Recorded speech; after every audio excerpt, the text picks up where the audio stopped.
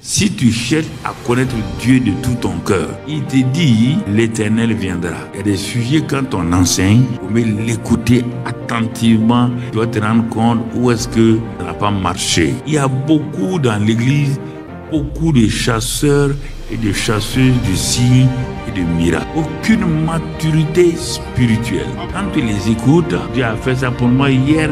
Il y a une sorcière du quartier là.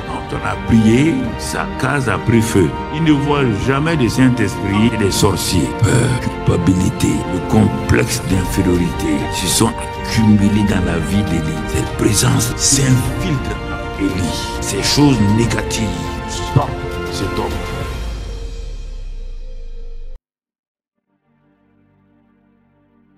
Excellent Père de grâce, merci ce matin.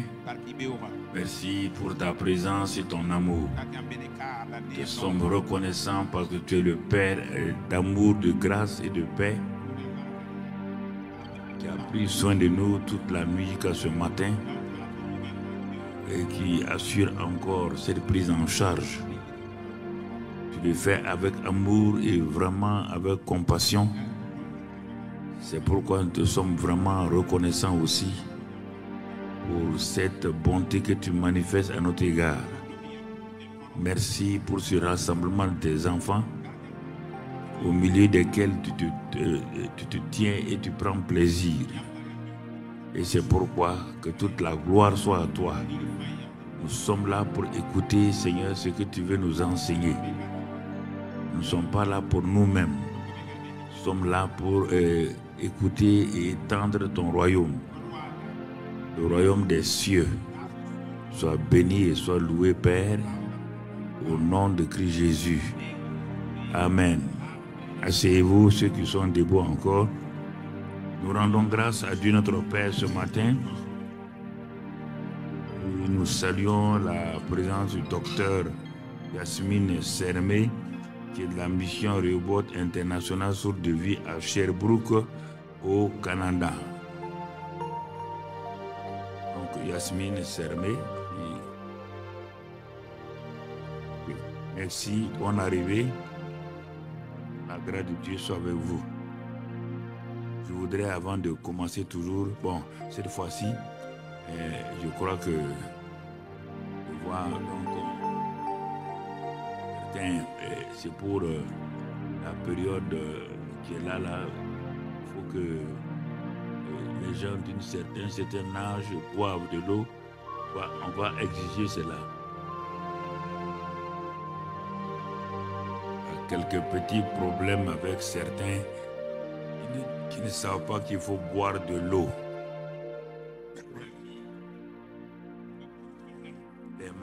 Les mamans. On ne boit pas parce qu'on a soif. Si on a soif, on est déjà malade.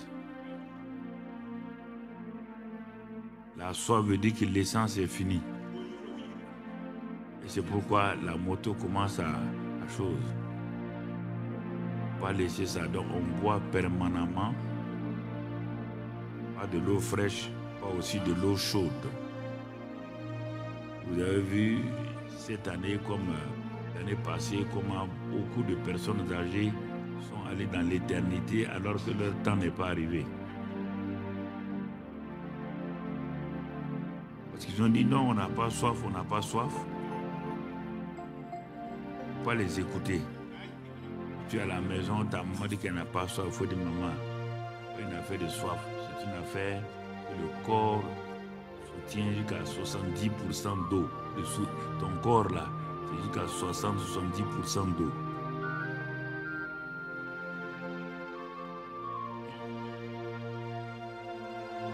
Et puis il faut savoir boire, on ne boit pas au hasard. On ne boit pas 2 litres d'eau et puis on s'assoit à attendre 8 heures. C'est ça que parfois je reproche aussi aux infirmiers, aux docteurs. Ça, je leur dis ça, hein. C'est pas ici, les professeurs, je leur dis ça. Il faut boire, ça veut dire quoi? C'est comme si toi tu es un docteur, tu dis aux gens, il faut respirer, il faut respirer.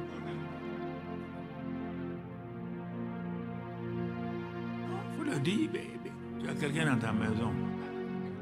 Il Il faut boire comme ça, comme ça, comme ça. Là aussi, ça prend du temps. Un jour, un docteur a pris, il a dit de faire bilan. Il me dit de ne pas boire avant parce qu'à cause de la glycémie, on ne doit pas boire. Je ne bois pas. Il lui donne mes résultats. Il regarde et dit je suis déshydraté. Il dit docteur, mais il faut être intelligent. Je parle par comme ça. Un docteur qui n'est pas intelligent crée des problèmes. Vous dites que pour avoir une glycémie quoi, pas boire. Que les résultats sont comme ça. Je ne bois pas. Je prends mes résultats. Tu me dis que mes résultats sont comme ça parce que je suis déshydraté. Je dois faire quoi maintenant? Hein? Je dois m'empitrer. Ah, il me regarde, il sait bien que je parle mal. Il a mis la tête. Hein? Il me dit comme ça. Parfois, des choses simples, ils ne veulent pas dire aux gens. Cette vieille femme-là, elle donne des comprimés. Maman, il faut aller avaler. Il faut aller avaler combien? Combien faut-il avaler et quand faut-il avaler?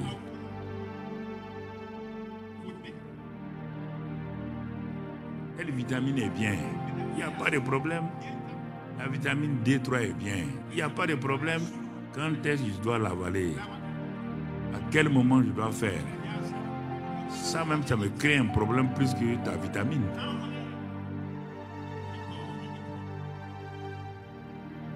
C'est ça. Ou bien, je vous dis ça à vous, les docteurs et les infirmiers. Il n'y a rien à vous apprendre. Mais c'est la pratique simple. Avant, je suis parti à 5 amis. Les électrocardiogrammes, les machines d'électrocardiogramme venaient de sortir au Burkina. Donc, au truc des travailleurs, médecine du travail, là, vers les finances, là, comme il y avait des examens, on m'a dit d'aller faire que je dois avoir un problème quelque part de circulation sanguine et tout. Je suis allé, donc, ils ont dit que j'ai 5 amis qui ont la machine. Je suis allé trouver là-bas un jeune Italien. Il le prend, il regarde. Là, il a fini d'examiner tout. Il me dit de m'asseoir. Il dit, il faut faire attention. Sinon, tu peux mourir d'un seul coup.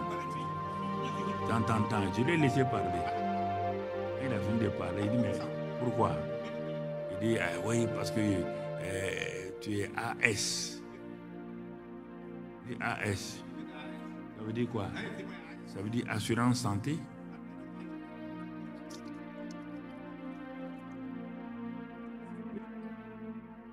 Il n'y a rien dans AS là.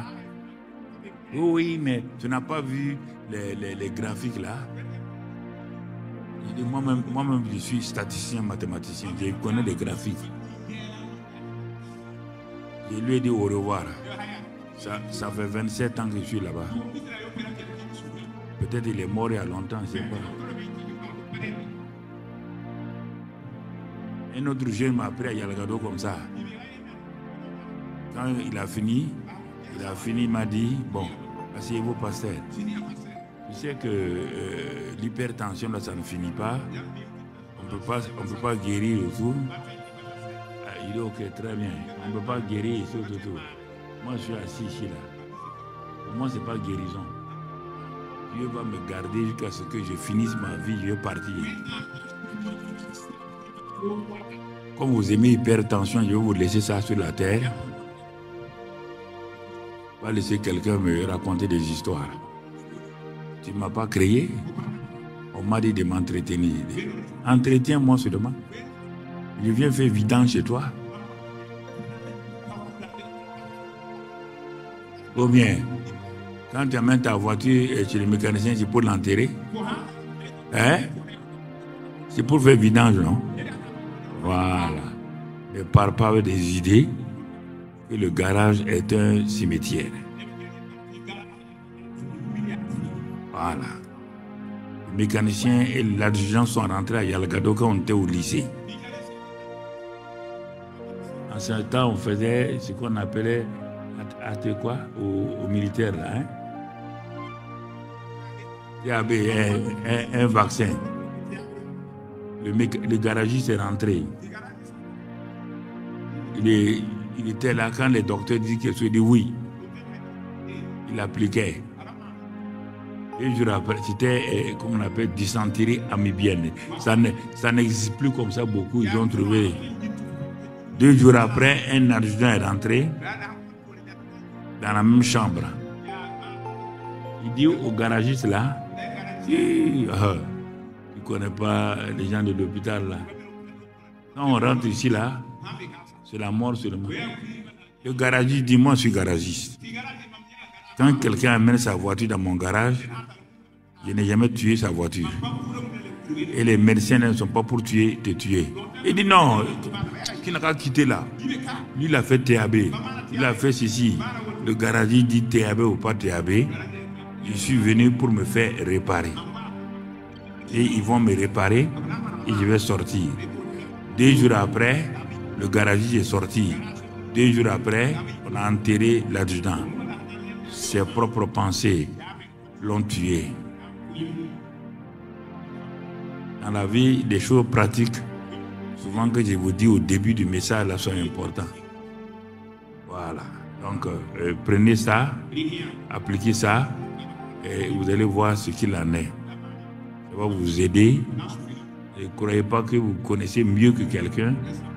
Chacun a sa connaissance. Maintenant, profitez, donnez votre connaissance de façon correcte. Comme ça, ça va aider l'autre. Et ce que l'autre aussi a peut vous aider. Ce sont des choses très importantes dans la vie. Voilà, ça nous aide à aller de l'avant. Oui, parce que j'ai vu des gens qui ont dit qu'il ne faut pas jeûner. Parce que 3 jours de jeûne sans boire, c'est le maximum pour les reins, le foie et les autres éléments. Et puis, il faut être sûr que tu n'es pas malade. Donc, 3 jours de jeûne d'eau et des choses, c'est vraiment le suivant pour quelqu'un qui est en bonne santé. Sinon, tu vas détruire tout. Un qui a fait cela. 5e jour, il s'est trouvé, il a ouvert les yeux à l'hôpital. Les docteurs ont dit, heureusement que ta femme nous a prévenu tôt, sinon tu étais parti. Hein? Voilà, donc le jeûne, mon frère, ma soeur là, ce n'est pas la solution que Dieu a donnée. Il a donné son fils, il n'a pas donné le jeûne et la prière. Surtout actuellement, il fait chaud là. Ok, sois intelligent. Sinon, tu vas partir laisser les autres jours, les jours de ta vie. Et moi, je vais partager ça aux jeunes là ici. Mais, puisque tu t'en vas au paradis, il y a un problème là. Est-ce qu'il y a un problème? Il faut bien comprendre cela. Voilà. Merci Seigneur pour cette grâce que tu nous donnes d'aller de l'avant et que nous progressons. Ces derniers temps, nous sommes sur la foi depuis le mois de février, fin février, début mars. Et je crois que le Seigneur insiste pour que vraiment nous comprenions la foi, le moyen le plus sûr qui relie un homme avec Dieu ou Dieu avec un homme.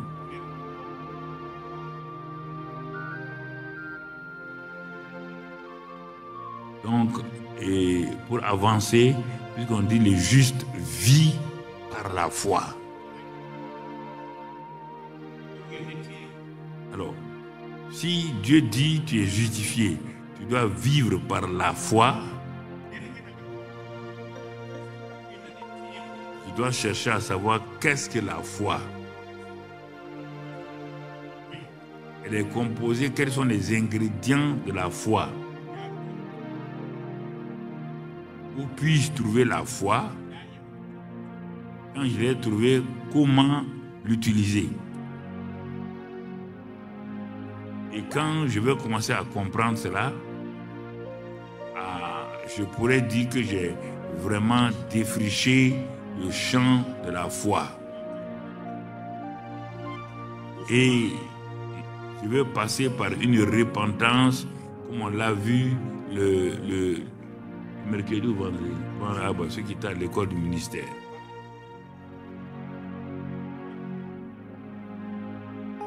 La repentance n'est pas par rapport au péché, et par rapport à mes pensées, mon attitude, ma vision concernant une chose que j'avais, que j'ai,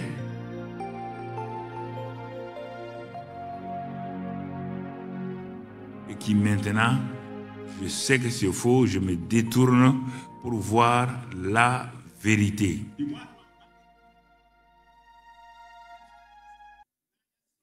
Nous confessons nos péchés, nous nous repentons par rapport à notre attitude, nos pensées et la manière de voir et de juger les choses.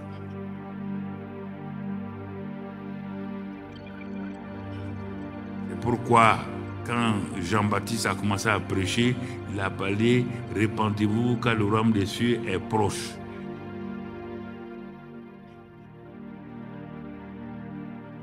Quand Jésus l'a suivi automatiquement, même phrase, repentez-vous car le royaume des cieux est proche.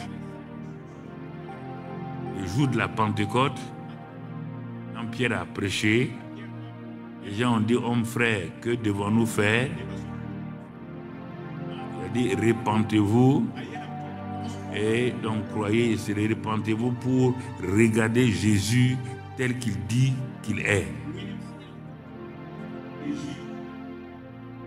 Donc quand Paul a commencé à prêcher, il dit que Dieu l'a amené pour qu'il amène les hommes à la vraie repentance, pour qu'ils voient le Seigneur tel qu'il est.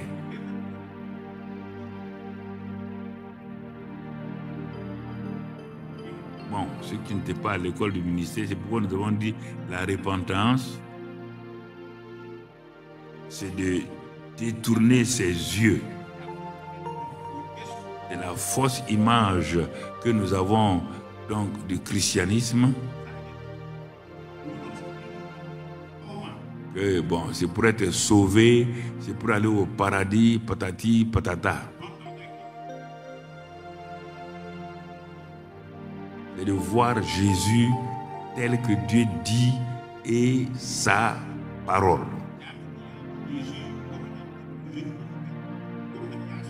Il est le chef et le consommateur de notre foi. La foi commence par lui et se termine par lui, l'alpha et l'oméga de ma foi.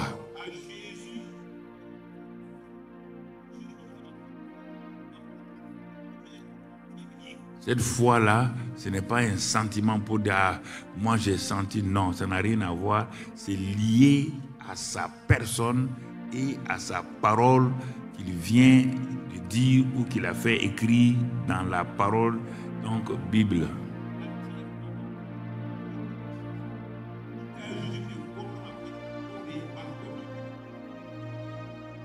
Alors quand j'accepte ça et je commence à marcher selon cette parole sans sentir rien, alors je vais aboutir donc à une assurance et je vais faire une démonstration.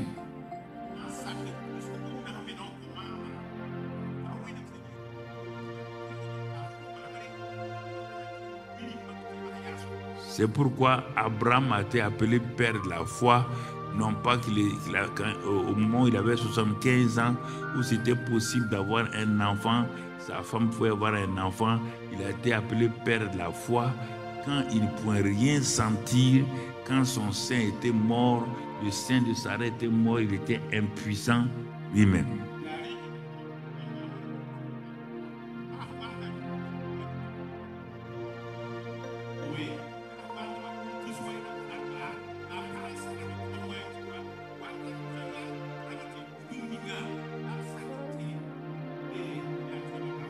il espéra quand il n'y avait aucune espérance.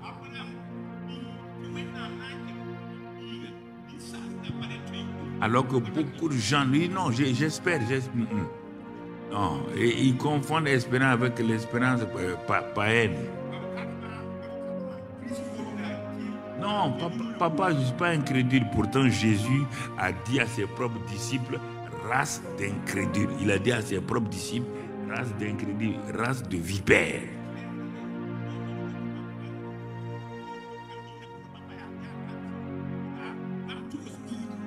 Et ça existe encore dans l'église, race de vipères, d'incrédules, par rapport à la foi.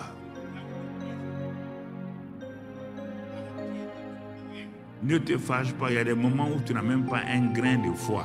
Tu le sais bien. Il y a des situations que tu es en face là, tu sais bien que tu n'as même pas un grain de foi. Ne fais pas semblant comme d'autres. Non, tu n'as pas de foi. Tu n'as pas de foi. Parce que la foi vient toujours quand Dieu apparaît dans ta situation. Tant que Dieu n'a pas parlé, tu ne peux pas avoir de foi. Il faut commencer à comprendre. Hein, j'ai l'onction. L'onction n'est pas la foi. Confondre les deux. Tu comprends? Bien saisir. C'est pourquoi Dieu a fait mettre un chapitre spécial dans la Bible sur la foi, Hébreux 11.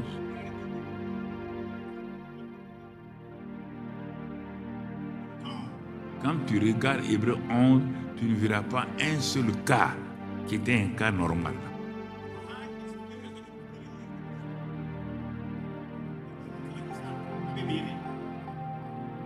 La mort d'Abel, c'est pas normal. L'enlèvement d'Enoch, il ne comprend pas, il n'a jamais vu l'enlèvement. Il ne connaît pas ce qu'est l'enlèvement. Et Dieu lui a dit qu'il va l'enlever. Il ne sait pas de quoi il s'agit. Il a été enlevé.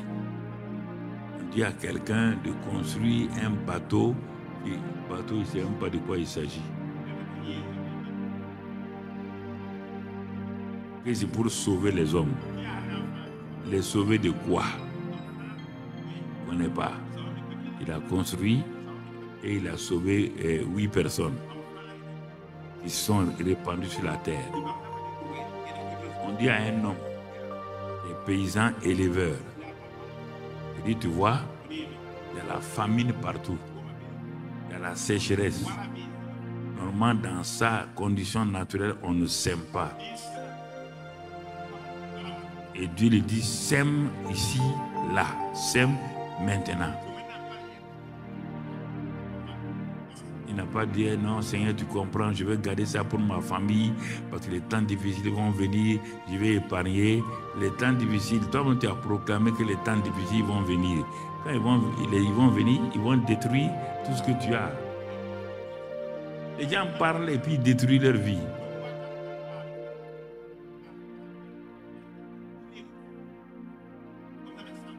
Regarde la Bible.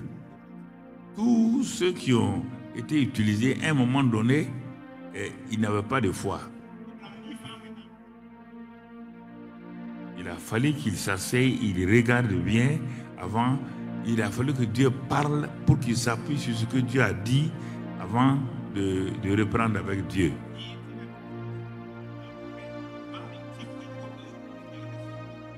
Mais quand ils ont eu l'assurance, voici un homme qui a attendu un enfant. Il n'a pas eu l'enfant. Et maintenant, l'enfant est bien, l'enfant a 13 ans. Un jeune adolescent qui saute partout. Le même Dieu vient dire à ce père-là, prends l'enfant, va le sacrifier sur cette montagne qu'on appelle le mont Moriah. Avant, l'homme tremblait. Maintenant, il ne tremble plus. Il a expérimenté plusieurs cas d'expérience avec Dieu concernant la foi. Il a vu que Dieu est fidèle et que quand il parle, on peut lui faire confiance. Rapidement, il a amené l'enfant sur le mont Moriah en disant à ses ouvriers que lui et l'enfant s'en vont pour adorer Dieu et rire. Bon, est-ce que Abraham dansait? Est-ce qu'il avait des sentiments? Non. Mais les sentiments que tu as là, non, moi je crois un. Ça c'est croyance. Et le diable croit comme Jacques le dit.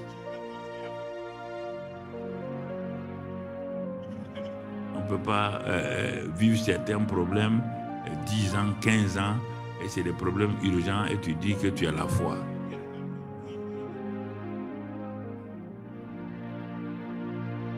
Comprends? Voilà. Donc, il y a plein de cas comme ça. Voici un homme qui est devant une mer. Ses ennemis sont là-bas avec des chars. Le peuple qu'il est censé protéger est là.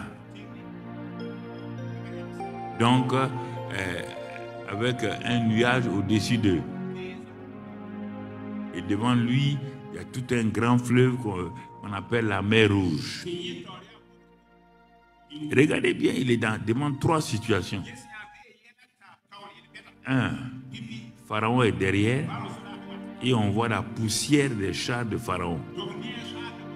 On entend les cris des commandos de Pharaon venant pour tuer le peuple. Deuxièmement, il y a une mer devant lui qu'on ne peut pas franchir parce qu'ils n'ont pas de pirogue. Troisièmement, de chaque côté, il y avait des montagnes que le peuple ne pouvait pas escalader pour passer. Donc l'endroit était un vrai cimetière, un vrai tombeau.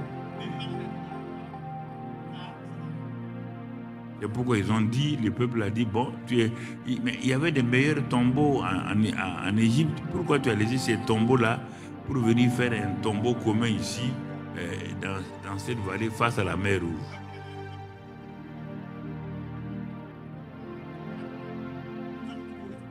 Cet homme est tout seul contre tout un peuple de 4 millions de personnes. Dont 2 millions de femmes, 600 000 hommes de pied et autres. Il s'est arrêté sans aucun sentiment, sans rien. Il a dit au peuple là, regardez ces Égyptiens là, c'est la dernière fois que vous les voyez. Et vous croyez que le peuple a compris dans le bon sens?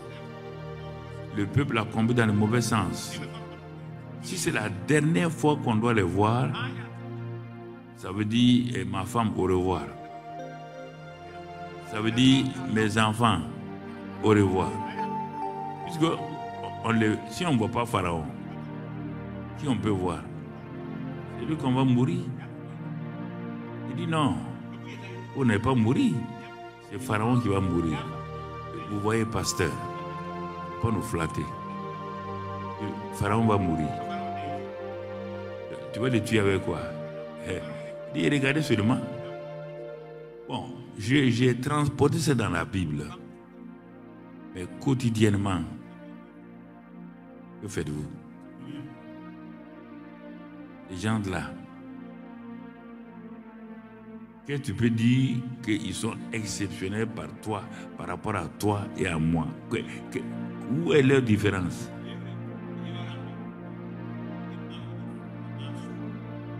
Il n'y a pas Dieu en eux comme nous avons Dieu en nous.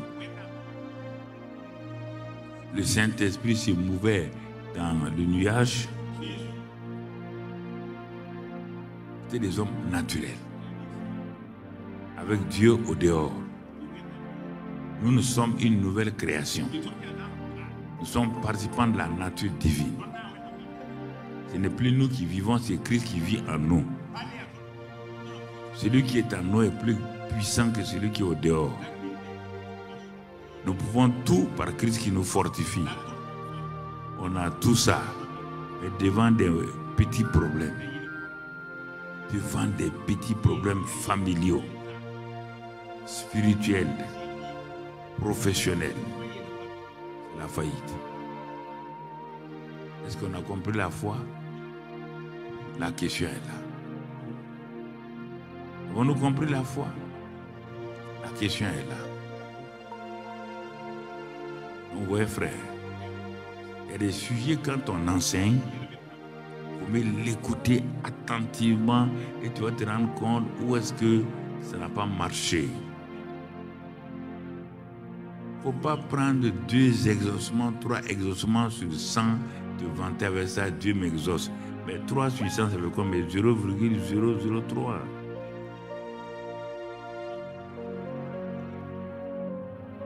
Or là, la foi, c'est devant chaque problème où Dieu a parlé, où tu dois avoir le succès. Dieu ne t'a rien dit, tu peux pas prier. Ça, c'est pas la foi. Tu es en train d'aller demander pour que Dieu t'exauce. Quand tu pars là, tu as une espérance que Dieu va t'écouter. Parce que Dieu dit que lui, il n'est pas obligé de t'écouter si tu ne pries pas selon sa volonté. Donc, quand tu vas prier là, tu vas avec 0. 0. Quand tu te mets à genoux, tu jeûnes et tu pries. Et tu cherches maintenant, il faut avoir ta Bible. Tu cherches dans la Bible toutes les paroles qui sont en relation avec ton besoin.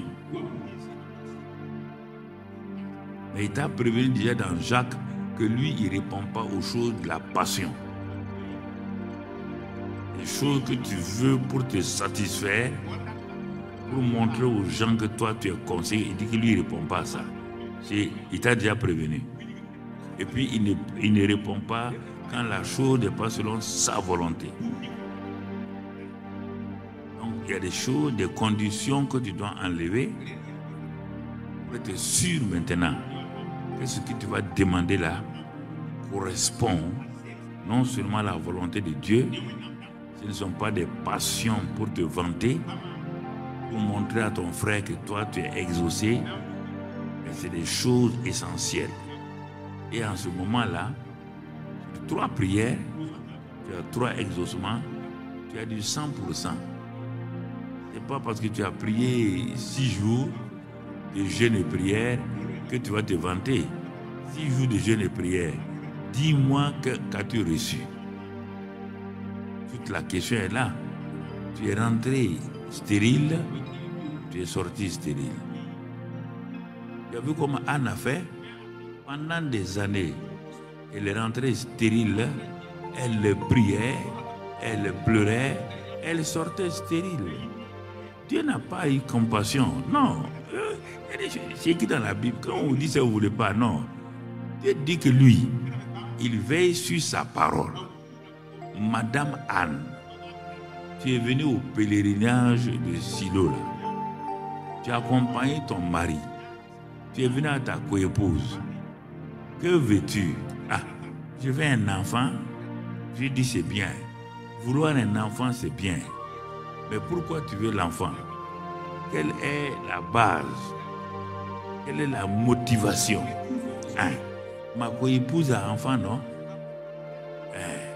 Et quand je vais envoyer ses enfants, elle crie sur mes enfants, non?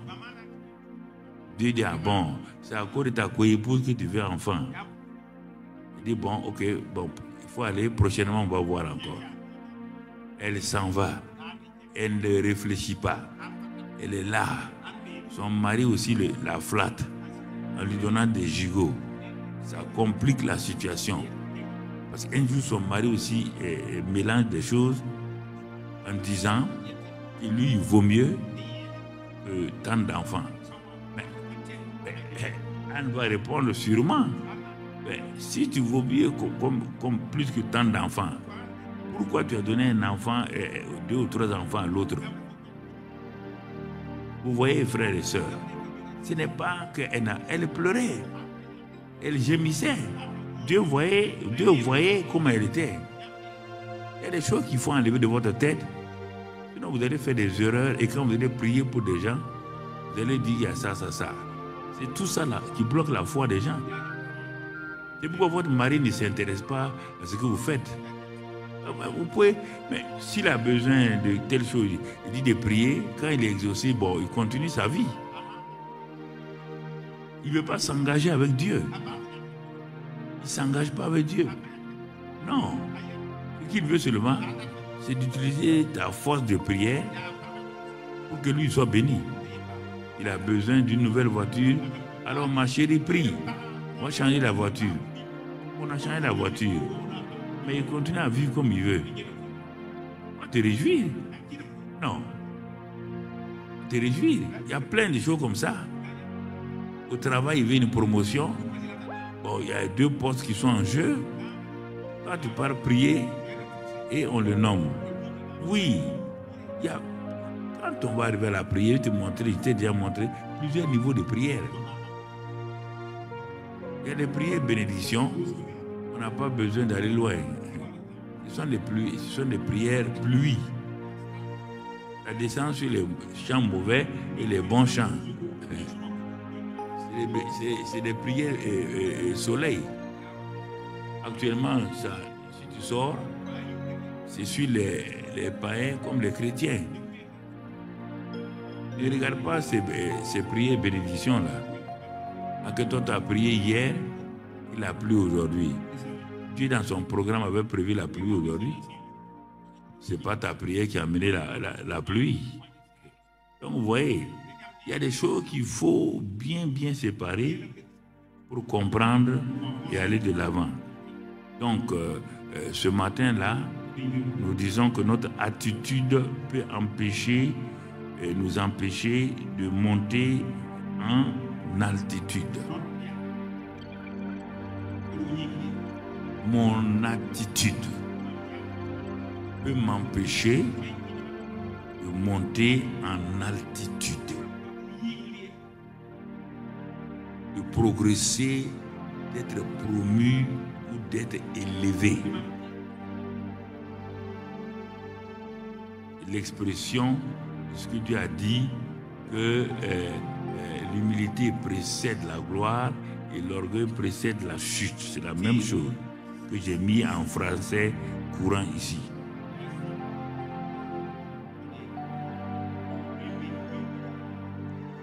Regardons bien, tout ça, ça concerne la foi. Donc, je me positionne, je suis dans le mois où on me parle donc que le juste vit par la foi. Je regarde, est-ce que je vis réellement par la foi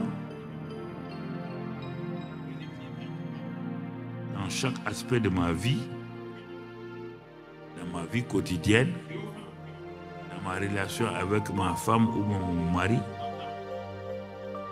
dans l'église locale. Est-ce que je vis par la foi ou par des relations purement naturelles?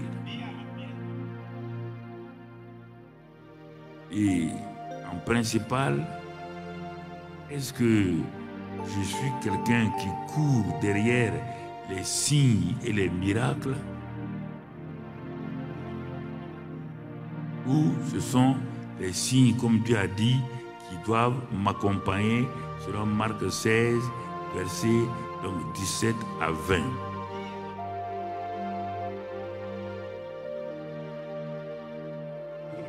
Il y a beaucoup dans l'église, beaucoup de chasseurs et de chasseuses de signes et de miracles.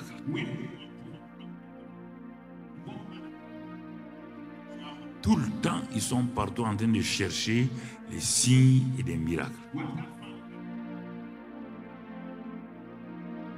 Dieu ne les intéresse pas. Quand il t'envoie un message, papa, prie pour aujourd'hui. Demain, quand il t'envoie, c'est un autre sujet. Il ne te parle pas de Jésus. Il ne te parle pas de ce que Dieu a fait. Mais tu vois en eux des simples chasseurs de signes, miracles, etc., etc. Mon frère, ma soeur, ils ne savent même, ils ne parlent même pas de leur identité. Quand il vient trouver que tu es en train de prêcher sur leur identité, notre identité, ces choses-là. Aïe, le message d'aujourd'hui, là, il n'y avait pas de feu, hein.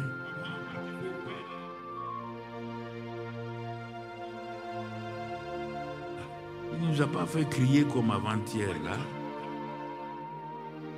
Parce qu'ils ne connaissent pas, ils sont derrière les signes et les miracles.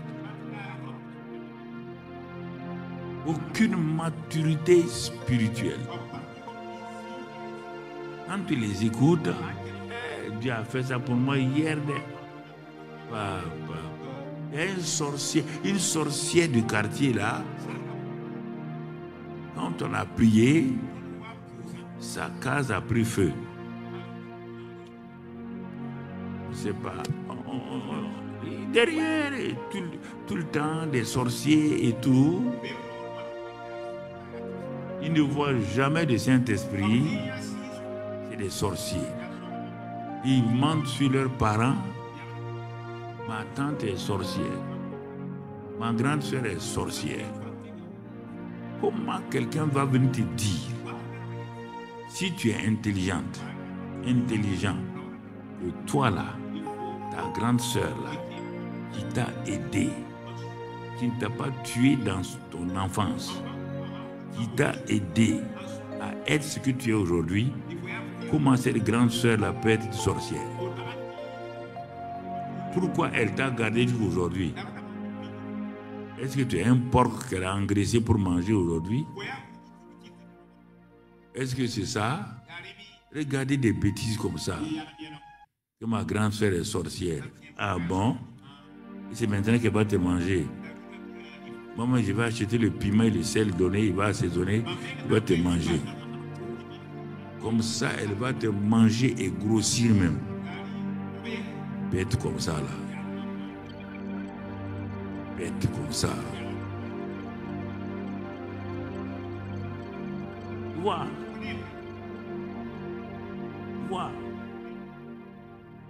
Pourquoi? Parce que tu es un chasseur, une chasseuse de signes et de miracles. Non. La Bible dit dans Marc 16, verset 17. Marc 16, verset 17. Il dit, voici les miracles qui accompagneront ceux qui auront cru. Les miracles accompagnent ceux qui vivent par la foi. Ceux qui vivent par la foi ne courent pas derrière les miracles. Les miracles courent derrière eux, les accompagnent. Tu comprends? Alors, si tu ne comprends pas ça, mon temps, c'est pourquoi tu es tout le temps en train de prier. Moi, je vois les gens trop prier, je me cache à aller écouter ce qu'ils disent à Dieu. Ah, Dieu, tu vois, hein, on a tel problème. Ils sautent de problème en problème. Quand ils ont fini, ils ont fait 20 sujets de prière. Quand tu dis, mais mon frère, ça va? Il dit, ah, j'espère que ça ira. En tout cas, j'ai tout dit à Dieu. Hein. J'ai tout dit à Dieu. C'est à son tour maintenant d'agir. Ah bon? C'est quel verset? Ce que tu viens de me dire, c'est quel verset? Nous devons être des chercheurs intimes de Dieu et de sa parole. Dans Osée 4:6 et Osée 6:3, Dieu nous parle. 4:6, mon peuple est détruit parce qu'il lui manque la connaissance. Puisque tu as rejeté la connaissance, je te rejetterai et tu seras dépouillé de mon sacerdoce. Puisque tu as oublié la loi de ton Dieu, j'oublierai aussi tes enfants. Tu dois prendre ça au sérieux. Dieu te parle. Tu es détruit, pourquoi? Détruit ne veut pas dire mourir. Ta vie est détruite, ton avenir est détruit parce que tu ne cherches pas la connaissance de Dieu et de sa parole.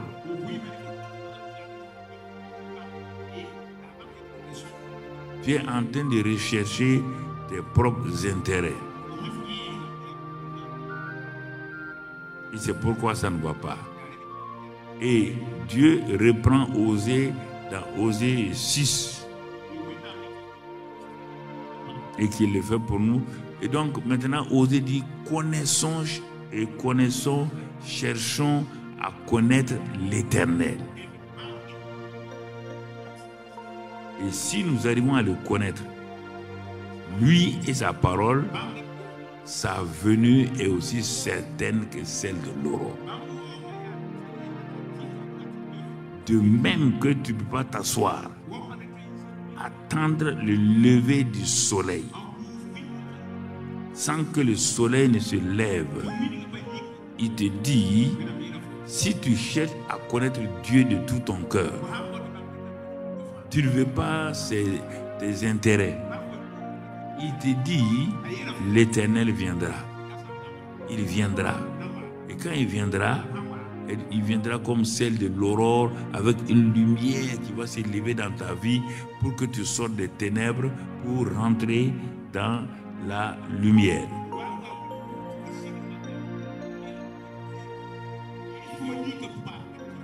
Deuxième chose, il va venir comme la pluie, une bénédiction.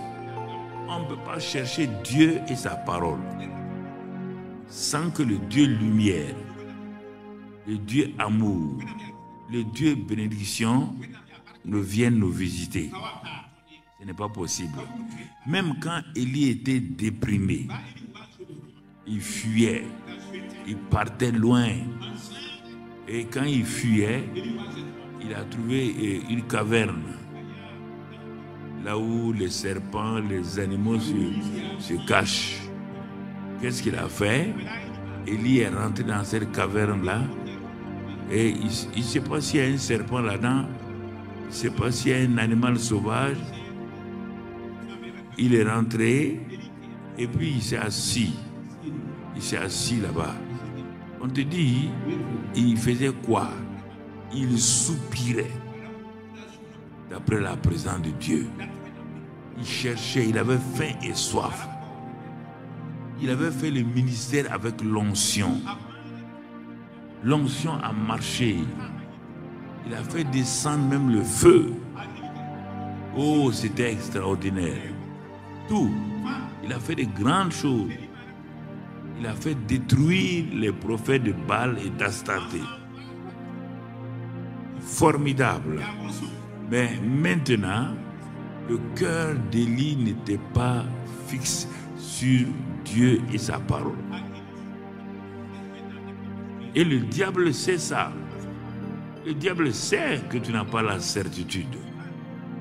Que tu es derrière simplement l'onction, tu es derrière seulement les signes et les prodiges. Il a laissé Élie. Et Élie était en train, le lendemain, après que la pluie soit venue, il était en train de raconter ses exploits à des gens dans une maison. Il disait comment il a fait des miracles ici, des miracles là. Ah, les gens étaient assis, ils l'admiraient.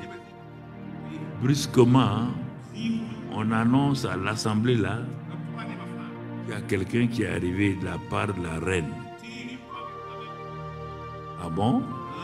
Ils appellent après la défaite d'hier, ose envoyer, oui, le diable va tourner, il va tourner, ne t'en fais pas, tu n'as qu'à avoir l'onction comme tu veux, il va tourner jusqu'à ce que tu quittes la terre, il va tourner, c'est Dieu qui l'a dit.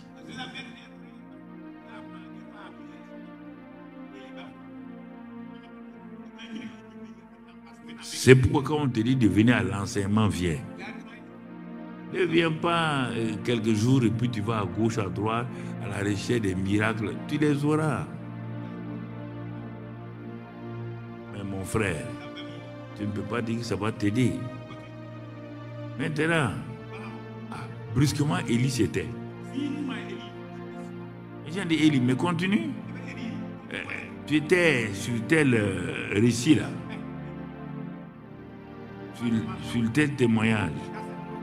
Il n'a pas achevé. Il dit, bon, ok, bon, on va voir ça. Bon, j'arrive. On croyait qu'il partait aux toilettes. Il est appelé la route de la fuite. Alors, vous imaginez, un prophète comme lui, il a fait descendre le feu. Il a fait tuer donc les prophètes de Baal et d'Astarté. Le voilà en train de fuir pour échapper, pour sauver sa vie. Où en es-tu aujourd'hui? Sur quel chemin de fuite es-tu? Là, toi, tu parles, oui, on a prié l'autre jour, j'ai vu tel miracle. Je ne te demande pas miracle. Voici un homme de miracle.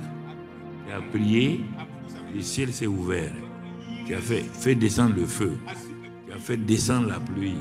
Le voilà en train de fuir pour échapper. À quoi et à qui échappes-tu aujourd'hui? À quel problème es-tu en train d'échapper? Quelle est la situation qui t'oppresse? Tu es assis comme quelqu'un qui n'a pas de problème. Alors quand on te regarde là, on sait que tu as un problème. On sait que tu es vraiment dans le feu. Et de pose la question, c'est ça. Pourquoi il est rentré là-bas, il a trouvé un peu de répit. Mais il ne va pas rester longtemps. Et brusquement, il voit quoi? L'endroit qui commence à trembler. Dieu te cherchera jusqu'à ce qu'il te trouve. Et tu ne peux pas le fuir. Tu transportes son onction, tu transportes son feu. Tu ne peux pas fuir, aller te cacher. À moins que tu quittes le christianisme. Sinon, Dieu va accomplir sa destinée. Quel que soit le problème que tu vas traverser. Il est mieux pour toi d'accepter de te soumettre à Dieu que de vouloir fuir. Jonas a fui. Dieu l'a ramené. N'hésite pas. Dieu ne te laissera pas. Tu ne feras pas ce que tu veux. Tu ne feras pas ta volonté. Non, mon ami. Non, non, non, non. Dieu ne te laissera pas faire ce que tu veux.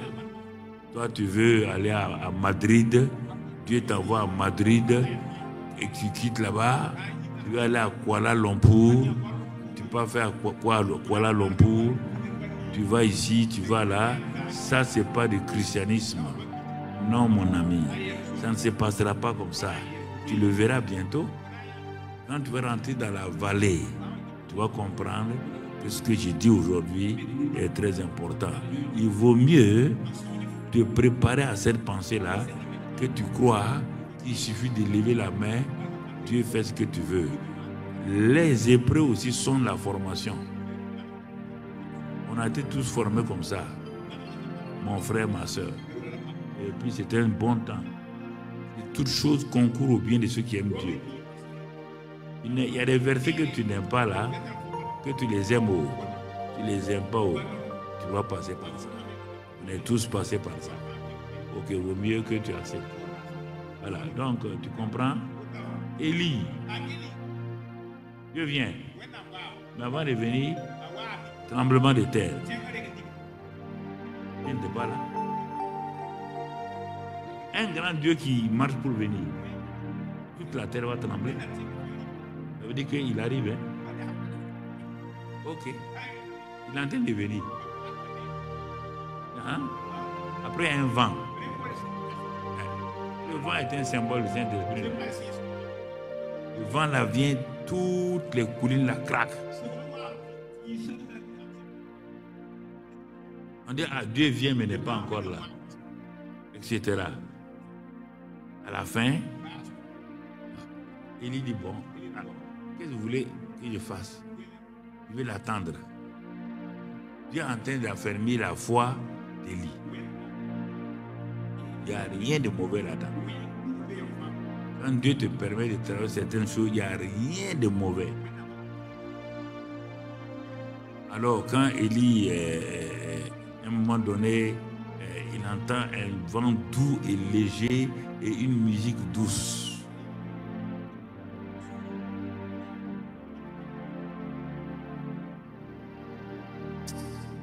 Il sait que ça, c'est pas humain.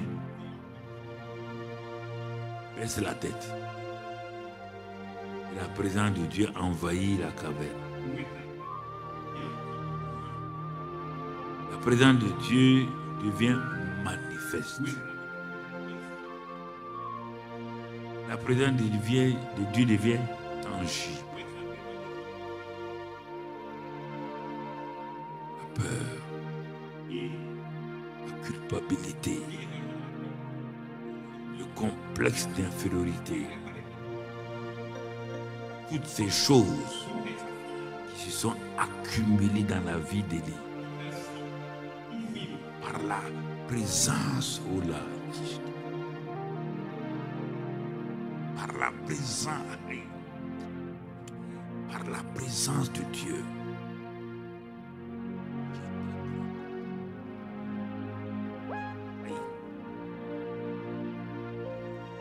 Cette présence est ici maintenant. Par la présence de Dieu. Cette présence-là s'infiltre en Élie. Et ces choses négatives sortent de cet homme. Et la présence de Dieu le remplit. Dieu lui pose une question. Élie, que fais-tu ici? Et il dit à Dieu, je suis le champion, je suis le conquérant vainqueur. Mais Dieu dit, qu'est-ce qu'un conquérant vainqueur fait dans une caverne? Ah, il dit, ah, ça c'est la bonne question. J'ai fait le travail, je suis resté seul. Tout le monde m'a abandonné. Dieu dit, ah bon? Tu es sûr que tout le monde t'a abandonné? Il dit, mais oui, je vois seul, non? Il dit, non, il y a 7000 comme toi qui n'ont pas abandonné. Il dit, ah bon? Dans le pays, là, il y a 7000. Dieu dit, oui. Où ils sont? Bon, en tout cas, ils ne sont pas sortis. Ils sont là, en tout cas. Mais quand je défiais des prophètes de Baal, j'ai vu quelques personnes. Dieu dit, oui. Voilà, donc ne t'inquiète pas, je suis venu pour te dire que moi j'approuve tout ce que tu as fait et dit et je ne vais pas te laisser. Mais que veux-tu alors? Elle dit, mais je t'ai dit non. Je t'ai dit que bon, j'ai travaillé comme ça. Là. Moi, je vais aller à la maison. Il dit, réfléchis, tu veux aller? Il dit oui. Il dit, bon, ok. Pour que tu ailles là, il faut qu'on prépare tes successeurs. Qu'on prépare la nouvelle génération.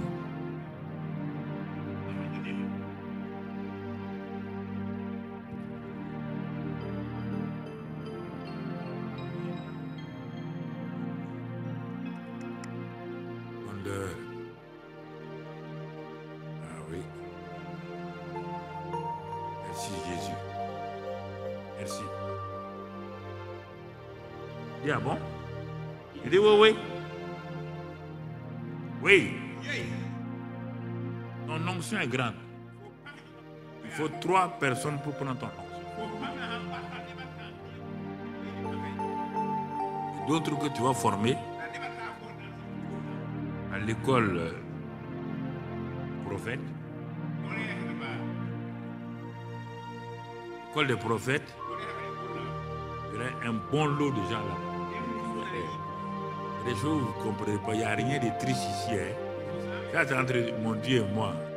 Je ne parle pas à vous maintenant. Je parle à mon Dieu. Et quand je parle à lui là, je sens des choses. C'est entre lui et moi. Donc, ne vous inquiétez pas de rien. Mais regardez les deux. Le grand groupe, le groupe de Gilgal, Bethel, Jéricho, Jourdain, sont arrêtés là. Mais l'autre groupe, un jeune va les prendre, des jeunes qui va les prendre, qui reprend les jeunes. Il va les prendre là-bas loin. Il va les amener. Ils vont passer à Gilgal, Bethel, Jéricho et Jourdain. Et il traverse les Jourdains. Maintenant, Élie est prêt pour être enlevé. S'il n'y a pas ces deux groupes-là qui se rencontrent, Élie ne sera pas parti, il ne va pas partir. Élie ne partira pas. Les seniors et les juniors doivent se rencontrer au Jourdain. Combien de temps? Je ne le sais pas. Combien de temps ça va se passer? Je ne peux pas te dire. Mais tant qu'il n'y a pas cette rencontre-là, en ce moment-là, maintenant quand c'est arrivé, pour passer le Jourdain, chacun est arrêté. Les deux groupes sont arrêtés. Élie qui représente le médiateur, il dit à Élisée et aux 50 filles des prophètes, les seigneurs là, il dit mais Dieu, je dois passer.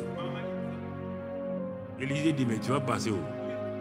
Le manteau que tu as mis sur moi il n'y a pas longtemps là, tu vas amener ça? Il dit non. Il dit non. Il dit mais si tu n'amènes pas, moi je te suis au bout. Hein. Et les 50 là, ils ont dit non, on a travaillé. Ah, c'est pourquoi vous avez donné des certificats d'honneur. Vous êtes bien, vous êtes allé aux honneurs. La nouvelle génération qui va passer, représentée par Josué et Élisée, sont passés. Quand ils sont passés, il dit bon, que veux-tu? Ah, maintenant la passation est arrivée. Quand j'ai jeté le manteau sur toi là-bas, c'était pas la passation, hein? C'était pour te préparer. Et la passation est là maintenant. Mais la passation, elle n'est pas faite par moi. Elle est faite par mon Dieu. Et bon, quand il passe, mais si tu me vois partir, ça se passera. Si tu ne me vois pas partir, ça ne se passera pas. Ce n'est pas un choix personnel. Un choix divin. Il ne t'inquiète pas. La nouvelle génération représentée par Élisée là, il y a plusieurs personnes là-dedans. Alors quand il passe, Dieu ouvre le ciel et il envoie son char. Alors Élie est enlevé. Mais quand il s'en va, Élisée dit hey, mon père, tu n'amènes pas l'héritage. Hein? Envoie le manteau. Le manteau tombe. Élie prend le manteau. Mon frère, il prend le manteau. Il ne porte pas le manteau de son père. Parce qu'il a son propre vêtement. Il déchire les vêtements. Parce qu'il n'a pas la capacité de mettre le manteau sur ses habits, ses pensées personnelles. C'est ça, tout ça qui va préparer la nouvelle génération. Il faut qu'ils se débarrassent de leurs pensées, qu'ils se débarrassent de leur manière de faire et qu'ils rentrent dans la réalité des pensées, de la vision que Dieu a donnée, que Dieu a livrée. Et quand il y a eu ça, il est venu avec le même manteau, il a frappé le même Jourdain et le même Jourdain s'est ouvert. Donc Élisée est passé. Mais il y a quelque chose d'étonnant, frères et sœurs.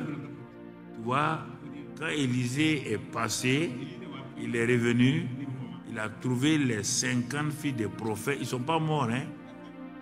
Les seigneurs là ne sont pas morts. Ils vont aussi expérimenter de le ministère d'Élysée. Donc vous voyez, maintenant quand l'onction a fait ça, ils sont venus, c'est des anciens qui sont intelligents, qui sont humbles. Ils sont venus se prosterner devant Élysée. Ils ont dit, tu as amené ton papa là ici. Élysée dit non, mon papa est assis au ciel. Dieu m'a pas amené, non. Il dit bon, si vous ne croyez pas, allez le chercher. Ils sont allés chercher, ils n'ont pas trouvé. Ils n'ont pas trouvé. Et tu vois, donc à la fin, Élie, si tu regardes, tu vois les signes qui ont accompagné Élie, tu vois les signes qui ont accompagné Élysée, c'est deux genres de signes. Élysée n'a jamais envoyé le feu sur quelqu'un. Alors que ceux qui s'opposaient à Élie là, Élie était un peu comme Jean-Baptiste et autres rustres. Et il ne jouait pas les gens. Élysée joue avec les gens, mais Élysée joue avec les gens, mais Élie ne joue pas avec les gens. Non. Un roi a envoyé des groupes de 50 pour arrêter Élie. Élie dit, hein? Vous ne savez pas que je suis homme de Dieu. Si je suis homme de Dieu, que le feu de Dieu tombe. Il a envoyé encore que le feu de Dieu tombe. Fiou, fiou. Ça, c'était le ministère d'Élie. Il parlait mal, il s'habillait mal, il mange des sauterelles. Voilà. Mais quand Élysée, la génération nouvelle a pris la relève, ils n'ont pas modernisé le ministère, mais ils l'ont approfondi. Regardez bien. Un fer tombe, contredisant la loi de la gravité. Le fer tombe au fond de l'eau. Élysée dit simplement, prenez le bois là, mettez sur l'eau, on met sur l'eau, le fer monte. Il est en train de montrer la voie de la croix. Une veuve n'a pas à manger.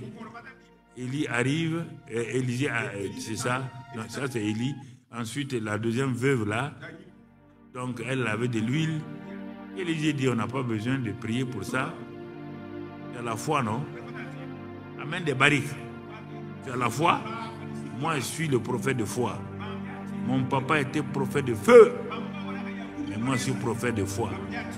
Amène les barriques là. Prends ton truc et remplis. Remplis. Ça s'est passé. On veut préparer. Quelqu'un s'en va chercher des feuilles pour de la sauce. Il s'en va prendre des croquettes sauvages empoisonnées. Ils mélangent. Quand ils ont mangé, la mort est là. La mort est là. Il vient dire à Élysée, la mort est dans le pot. Élysée dit, ça c'est quelle histoire? La mort est là. Va prendre la poudre, va prendre la farine là, mets là-dedans, mangez. On vient dire à Élysée, quand ton papa est passé ici là, la ville de Jéricho là, il a fait des miracles. Mais l'eau là est empoisonnée. On ne peut pas boire l'eau. Il dit, ah bon, c'est ça qui est votre problème? Vous avez une assiette neuve, vous avez du sel. Il dit oui, mettez le sel dans l'assiette neuve. Allez verser là-bas. Et regarde, 2 générations, 2 ministères, 2 onctions, si vous êtes honnête, si vous êtes loyaux. Mais si vous n'êtes pas loyaux, et comme les Géasi là, ils vont partir, l'amour de l'argent va les envoyer ailleurs. La foi, c'est l'attitude. Quelle est mon attitude pour que ma foi marche envers Dieu, envers mon Père spirituel, envers mon prochain? C'est ce que je vous dis, c'est une chose importante. Si vous voulez dans le futur qui se présente là, pour bénéficier de ces choses-là, prenez l'attitude d'Élysée. C'est l'exemple, le modèle de la nouvelle génération qui est en train d'avancer pour aller et progresser, aller de l'avant. Pour terminer, on va voir maintenant ce Élisée là dans un cas spécifique. Dans un cas spécifique. On trouve ça dans 2 Rois 5, du verset 9 au verset 14. On va lire point par point, tu vas voir, tu vas comprendre quel a été le ministère d'Élisée. Il est dit, et on parle d'un certain homme appelé Naaman. Naaman veut dire amabilité, veut dire c'est-à-dire que quelque chose qui est aimable. Ça tourne autour de l'amour, le nom Naaman. Donc ça veut dire que le monsieur a un bon nom, il est aimable, donc il est fraternel. Ça, c'est pas ça seulement. Il est le chef de l'armée de Syrie. La Bible dit qu'il était fort et vaillant. Et il est écrit dans ce passage-là que Dieu même l'a utilisé pour vaincre l'armée d'Israël, son armée à lui. Il a donné une leçon, une fessée à l'armée d'Israël. Et on te dit que c'est Dieu même qui a fait ça. Ah bon? Oui. En plus, dans son pays, il était le bras droit du roi. On te dit qu'il avait une faveur et une grande considération auprès du roi.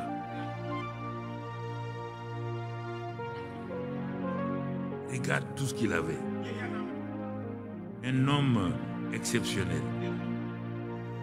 Et il y a quelque chose que nous allons apprendre ici sur la foi des conquérants, des vainqueurs. On va apprendre quelque chose de spécial. Vous voyez là, c'est un homme distingué. Un homme élevé, un homme béni. Son attitude l'a mené jusqu'à ce niveau-là. Mais comme j'ai dit, il y a des bords qu'il faut arriver à passer pour arriver à au bord final pour que tu règnes maintenant.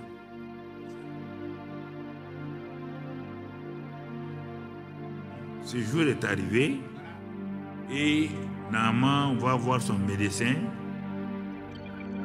Le médecin qui respecte, tout le monde respecte Naaman en Syrie.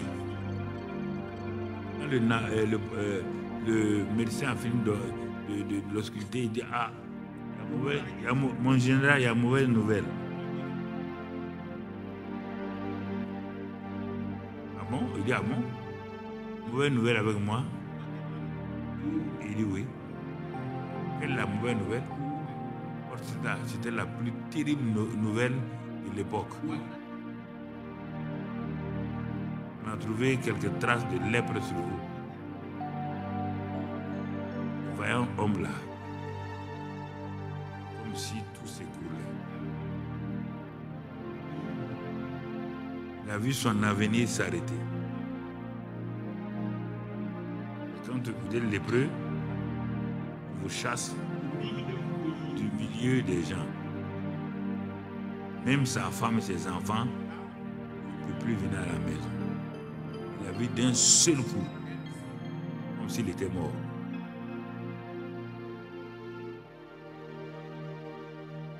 Deuxièmement, la honte, la souffrance morale. Toutes ces choses-là sont venues sur lui. Même les simples soldats qui commandent là,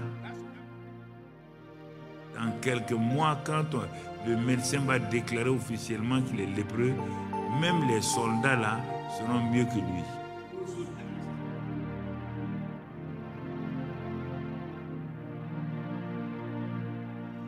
Alors vous imaginez quelle douleur, quelle souffrance morale. Un homme qui est bien situé, brusquement dans sa vie, il voit tout ça. On va voir le cheminement de Naaman rapidement. Quand il y a des situations comme ça, il dit quand les fondements sont ébranlés, le juste que ferait-il?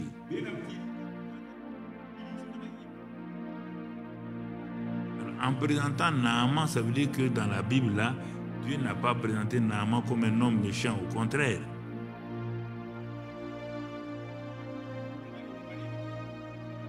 Dieu l'a présenté comme un homme béni, un homme fort, un homme tout, mais qui avait donc une lèpre dans sa vie.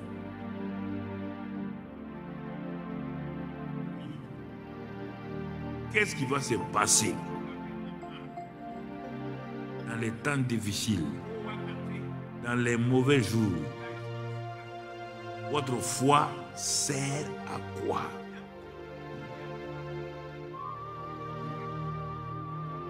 Toute la question est là. Il est toujours fort, vaillant. C'est comme si un homme avait une grande onction.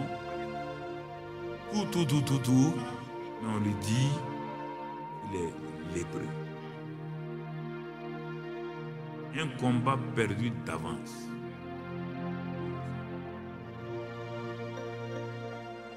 Les tourments ont commencé.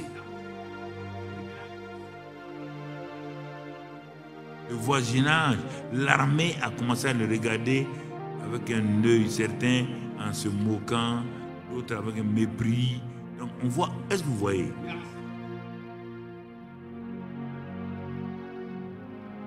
Ils savent que cet homme-là, dans quelques temps seulement, il ne pourra même plus saluer quelqu'un ici.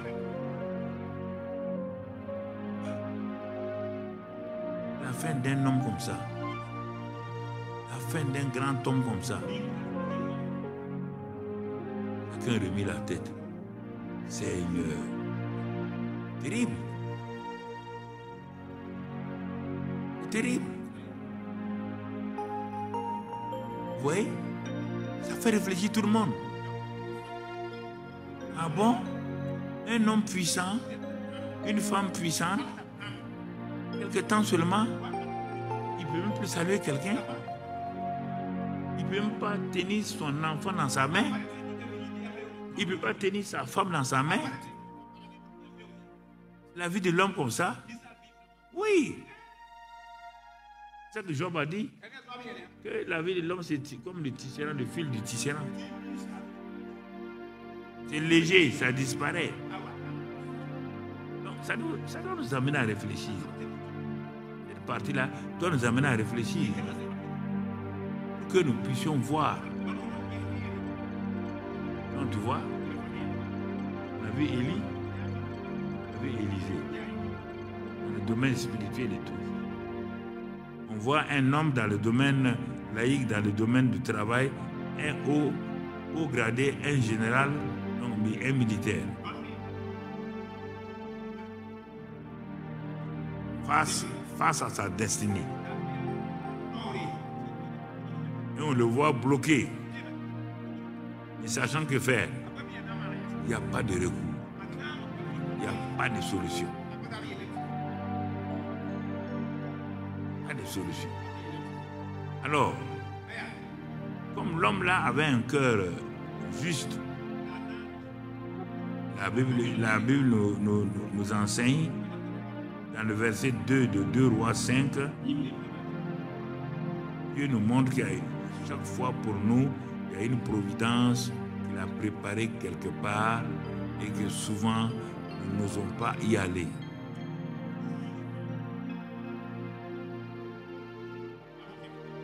Or, les Syriens étaient sortis par troupes et ils avaient amené captive une petite fille du pays d'Israël.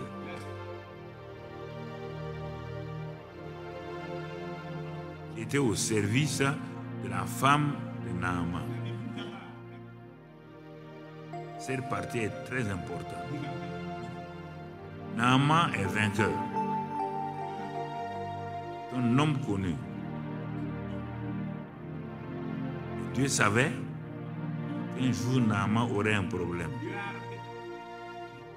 Dieu a permis Regardez, un seul homme vient comprendre Dieu. Pourquoi je l'aime beaucoup, parce que il me dépasse. Parfois je pleure tout seul comme ça, son amour me dépasse. Un seul homme. Il n'est même pas israélite. C'est comme les Cyrus. D'autres personnes qui ont eu la faveur, comme Abraham.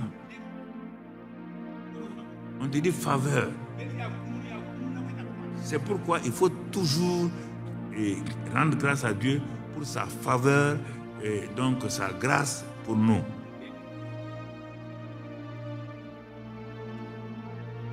Dieu permet que Naaman aille vaincre Israël. Pour un seul but. Ça là.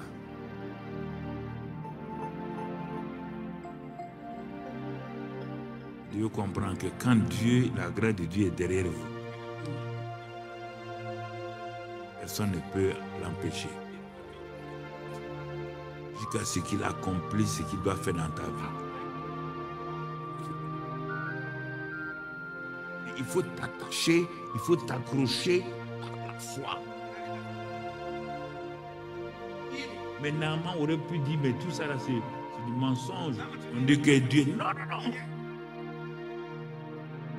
Dans sa maison se trouvait la solution. Il n'y a aucun problème dans ta vie dont Dieu n'a pas prévu la solution dans ta maison.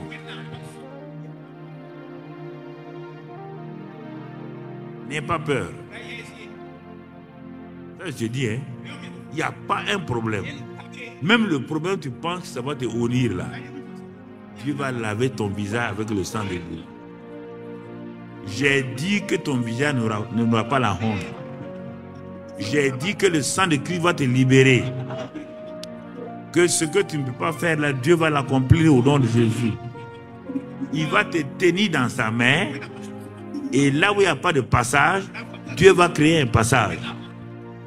Là où il y a toutes sortes de blocages, Dieu va débloquer ta situation. Et Dieu va te donner une intelligence spéciale qui va te permettre de résoudre ces problèmes au nom de Jésus. Et tu vas voir que ce que Dieu a préparé pour toi là, il va l'accomplir, tu seras dans la paix, dans la joie. Parce que Dieu est un bon Dieu et il ne t'a jamais oublié. J'ai dit qu'il va le faire. Il va réaliser. Et tu seras étonné de voir sa bonne main sur toi. Parce que dans le livre déjà, avant que tu viennes sur la terre, Dieu avait déjà solutionné. Au nom de Jésus, son fils, assois-toi.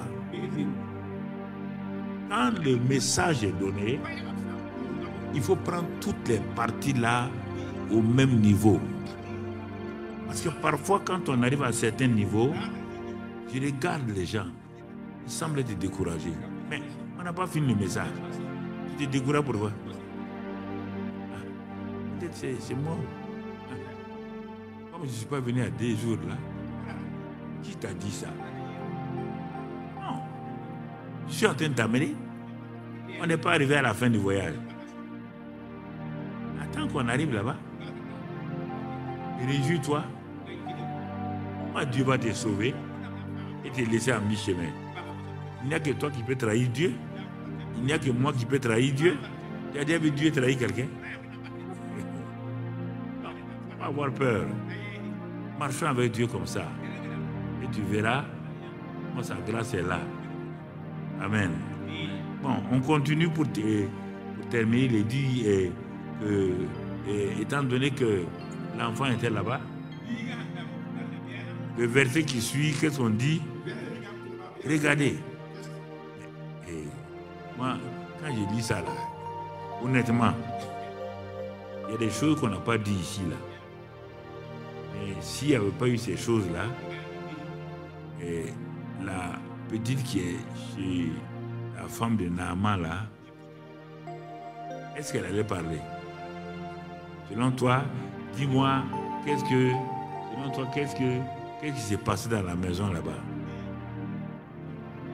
la maison de Naaman là, pour que la petite là, quand elle a entendu que Naaman, le maître là, est vraiment lépreux là, hein? Selon toi, il y a deux attitudes. Pourquoi elle a réagi comme ça? On s'occupait bien d'elle.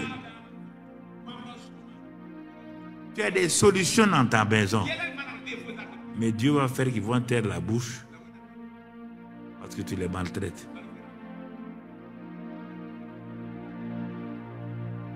On va lire dans d'autres passages. Fais attention. Fais attention. Tu t'amènes quelqu'un pour travailler. Tu ne sais pas qu'est-ce que la personne fait ici. Tu ne vois même pas.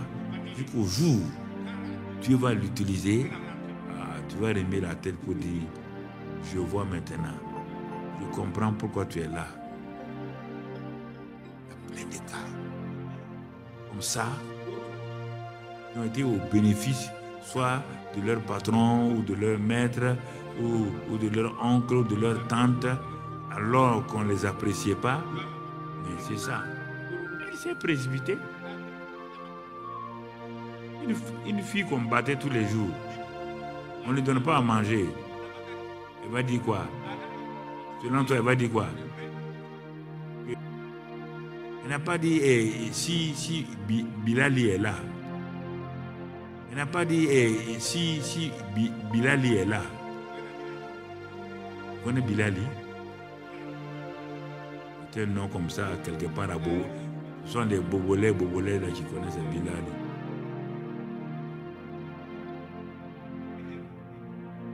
Si mon Seigneur était auprès du prophète qui est à Samarie, regardez la petite là, comment elle connaît Dieu. Regardez, les gens s'attendent dans le milieu où vous êtes là. Vous croyez qu'ils ne vous regardent pas? Ils vous regardent. Ils s'attendent à ce que lorsqu'ils seront dans des situations, ils vont se tourner vers toi. La petite dit, qui est à Samarie là, le prophète le guérirait de sa lèpre. Hein?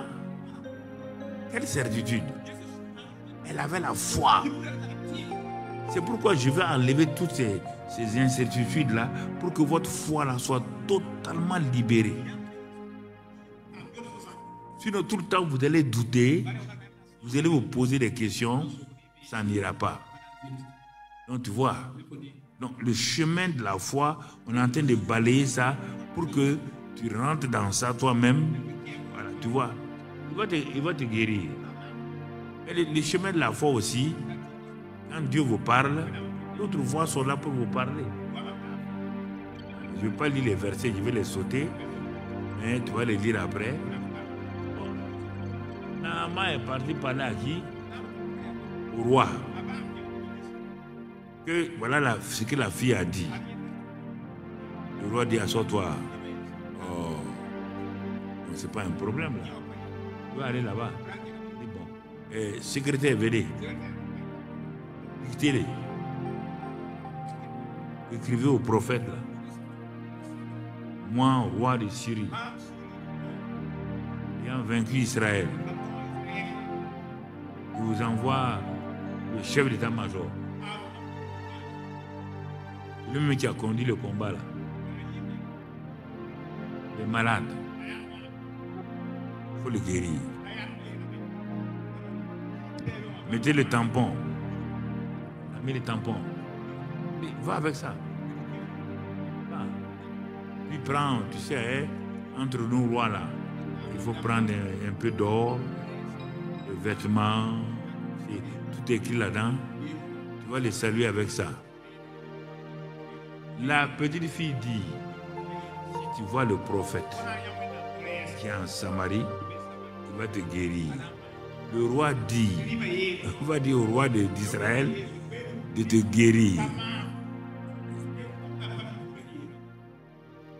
Sur la route de la foi, Il y aura des mélanges. Il y aura des propositions qui semblent être meilleures. Hein? On va aller ici pour prier. Non. On a dit qu'il y a un grand prophète qui est venu en ville là. Il est à Gungen. Oh, tout le monde accourt là-bas. Là où tout le monde accourt, c'est faux. Il y a Micmac quelque part caché. Tu comprends? Il est parti. Il a donné la lettre au roi d'Israël. Mais le roi a été incrédule. Hein? Il s'est fâché. Il a déchiré ses vêtements. Mais est-ce qu'on pense, c'est moi Dieu qui guérit les gens ici? Regardez. Regardez.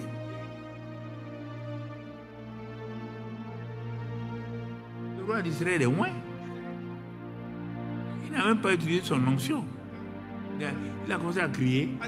Il dit, non, j'ai compris. C'est pas la peine.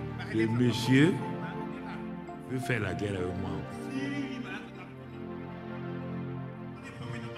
Non.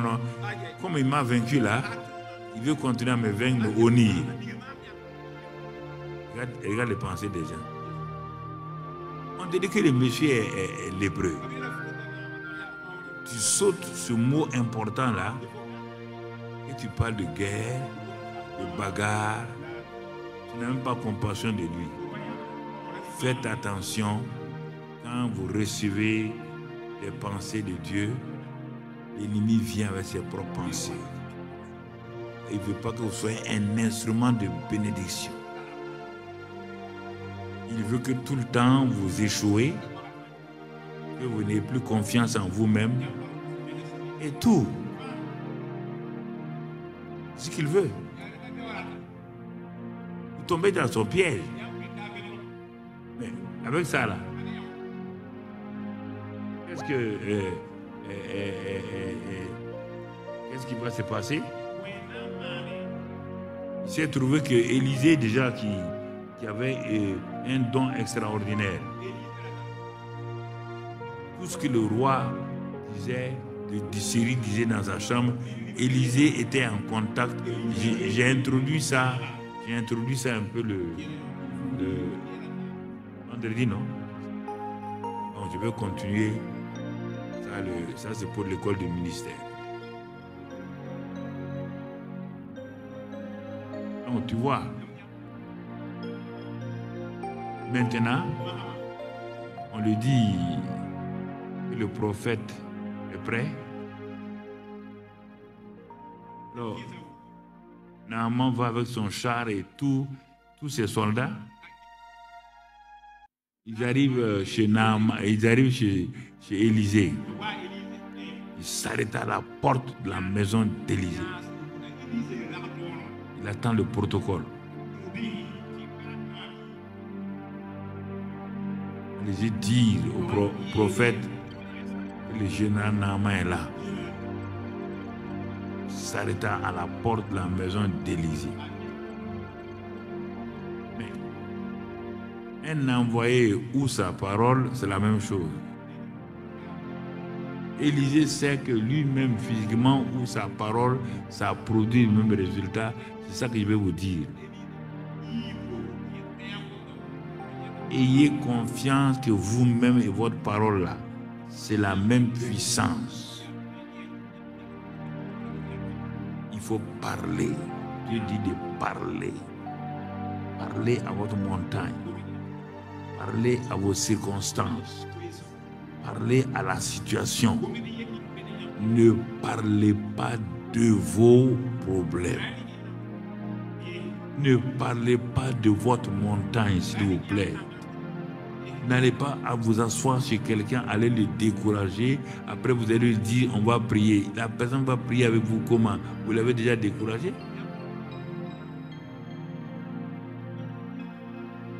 Ah, ma situation là même, c'est impossible. Bon, ma soeur, on va prier. Tu vas prier comment? Tu viens de déclarer que ta situation est impossible. Tu viens de déclarer ça et ça et ça et ça. marchera pas. C'est ça qui annule beaucoup de prières. Il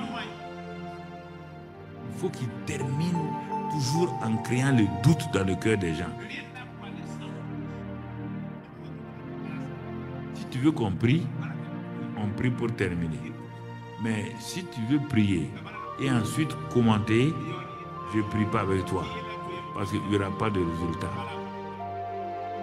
Une fois, j'étais dans une ville en France, là, je prêchais. Quand j'ai dit, je vais prier pour les malades, je suis descendu de la chaire, pour faire l'imposition des mains, pour prendre autorité sur l'esprit d'infirmité. Et les gens étaient guéris. J'arrive chez une femme, là, elle était à la mezzanine, là. Elle dit, bon, comme là-bas, il ne m'appelle pas pasteur, il m'appelle Mamadou. Mamadou et Beneta.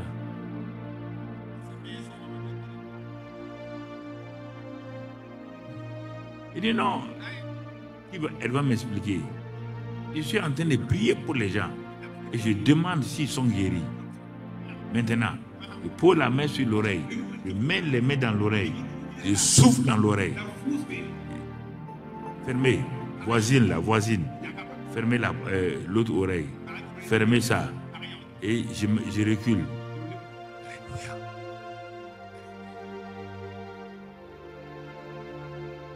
Personne n'entend. Où je viens, il dit qu'il n'arrive pas à lire. Donnez-lui une Bible. Donnez-lui ça.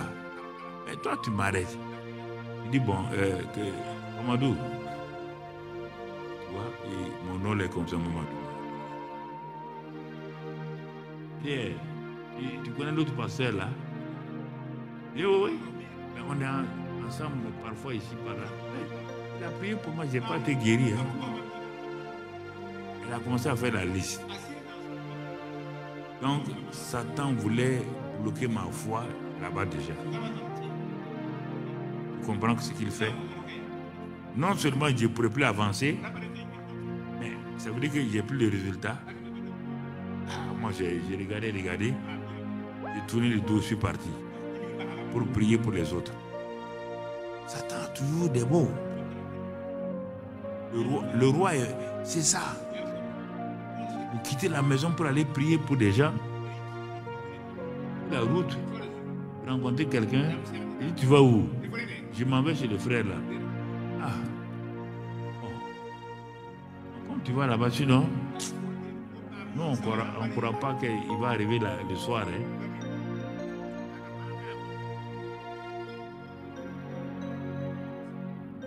Je suis sûr qu'il y a eu des cas comme ça ici. Tu ne sais même plus s'il faut avancer, s'il faut reculer. C'est pourquoi il faut faire. Votre environnement, c'est très important. Faites attention à ce que vous entendez. Repoussez. Résistez. Allez-y, posez les mains. Imposez les mains, parlez. Il a dit, vous imposerez les mains et les malades seront guéris. Les malades seront guéris là. Quel est le processus là? Tu ne sais pas, je ne sais pas. Il dit, impose, tu as des mains, non? Impose les mains. Parle. Impose les mains sur les sujets. Impose les mains sur les contrats. Impose les mains sur les marchés que tu veux proposer. Impose les mains sur les briques de la maison que tu veux construire. Impose les mains. L'imposition des mains, c'est une bénédiction, c'est un moyen de guérison, c'est un moyen de délivrance. Il faut le faire. Si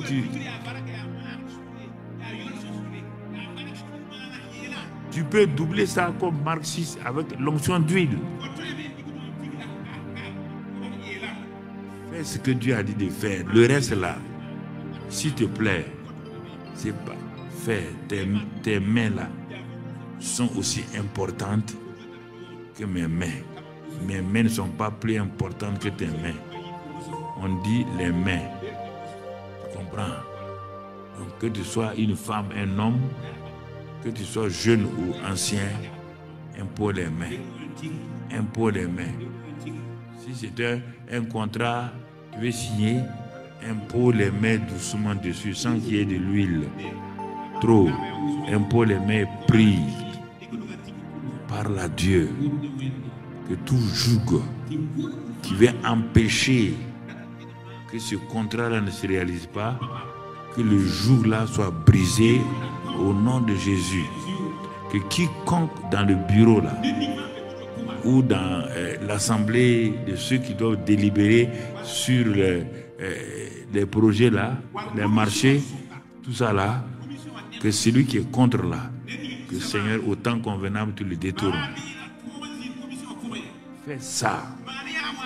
Parle, mon ami. J'ai pratiqué ces choses quand je travaillais. C'est pourquoi je te parle. J'en ai parlé à des gens qui l'ont fait. Donc, ils l'ont fait. Donc, n'aie pas peur. Fais ces pratiques-là. Peut-être au début, tu ne verras pas de résultats. Par toi-même, tu doutes. Mais continue. Continue. Continue. L'enfant ne comprend pas telle matière. Tu prends son cahier de composition. Tu vois que si là-bas, il est tout le temps faible. Amène l'enfant. Mets l'onction d'huile. Mets sur sa tête. Et tu dis à Dieu que dans cette matière-là, ouvre-lui l'intelligence. Ouvre-lui l'intelligence. La foi. Ton attitude est importante. Ton attitude est importante. Ne laisse pas ton attitude bloquée. Quand le prophète a dit, bon, allez-y dire à Naaman que d'aller se laver 7 fois dans le Jourdain, maintenant c'est là qu'on va voir que dans chaque homme qui semble être bien là, il y a toujours un point, un petit point qu'il ne faut pas toucher.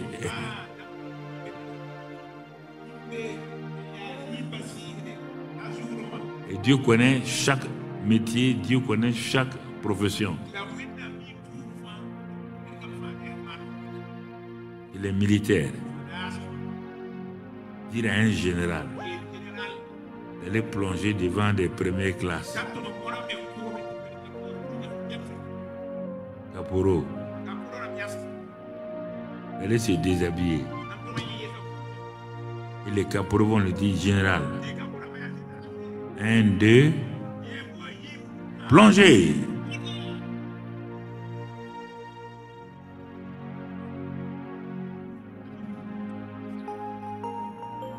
Zampa. Il est assis, il rit. Le colonel rit là-bas. Et la seule chose que les militaires n'aiment pas, chacun doit garder son rang. Pas de changement. Et c'est ça que Dieu a fait pour guérir Naaman. C'est le seul défaut qu'il avait. Et Dieu va le guérir. Il s'est fâché. Il a dit, mais comment ça? Labana, le Parpa, 2 fleuves extraordinaires. 2 fleuves qui sont SPA, comme disent les femmes. Mais c'est quoi? Spa, ouais, c'est la même chose. SPA et Spa, c'est la même chose. Quand chaque fois qu'on vous donne, on demande un nom, vous cachez. Il y a un autre nom à Paris, là, c'est quoi? Il me flattait pour aller là-bas. Ça s'appelle quoi encore? Hein? Vous ne voulez pas dire, il y a un autre nom. Vous partez acheter vos choses en cachette, là. Non, vous connaissez?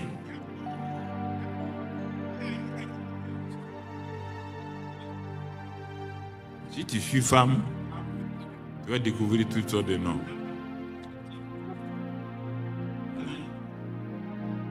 Tu comprends? Il dit, mais chez moi, la banane ne part pas. Votre Jourdain sale là. Et puis il partait. L'orgueil a fait que même la lèpre là n'était rien pour lui. Ça, c'est la mentalité militaire. Il préfère mourir que de se laver dans l'eau. Le militaire est comme ça? Ah non. Comment ça? Est-ce que vous lui avez dit même qu'il est général? On lui a dit. Et qu'est-ce qu'il a dit? Il a dit d'aller te laver.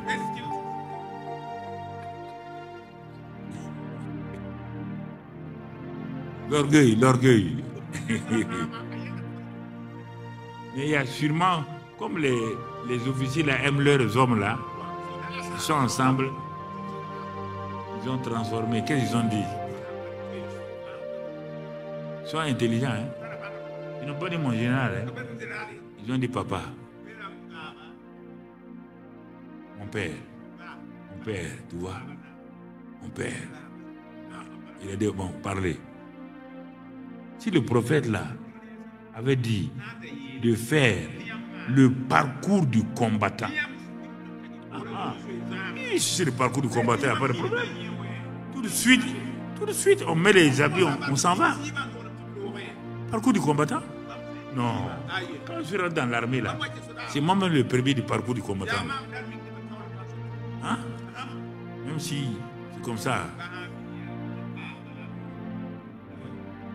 Quand l'enfant vient de l'école, il ne réussit pas dans les matières là, il dit à son enfant que quand lui il était petit là, il avait toujours 15 sur 20. En ce temps, la maman dans la cuisine, elle fait Toi, tu étais dernier en maths, tu dis à ton enfant que tu étais premier. Vous voyez? Ah non, mais si c'est ça, comme vous m'avez demandé comme un papa là, sinon, moi, non. Il est parti plonger, sa peau est devenue saine. Donc, vous voyez bien, mes frères, j'ai voulu montrer que notre attitude peut bloquer notre foi. Et on ne peut pas monter en altitude. Et ce qui fait qu'on passe le temps à tourner, parce qu'il y a des petites cordes à nos pieds qui nous empêchent de prendre l'envol.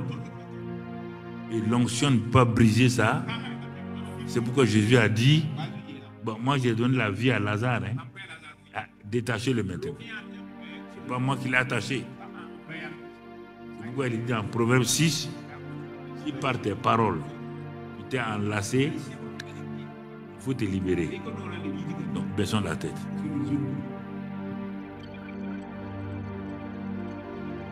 Alléluia. Père, nous te disons, réfléchis 2 minutes, 3 minutes. Qu'est-ce qui, dans ton attitude, peut te bloquer et empêchant ta foi de fonctionner? Tant que tu es le juste de Dieu, il n'y a pas de condamnation en toi, et tu es apprécié par Dieu. Mais pourquoi tes prières là ne sont pas exaucées rapidement?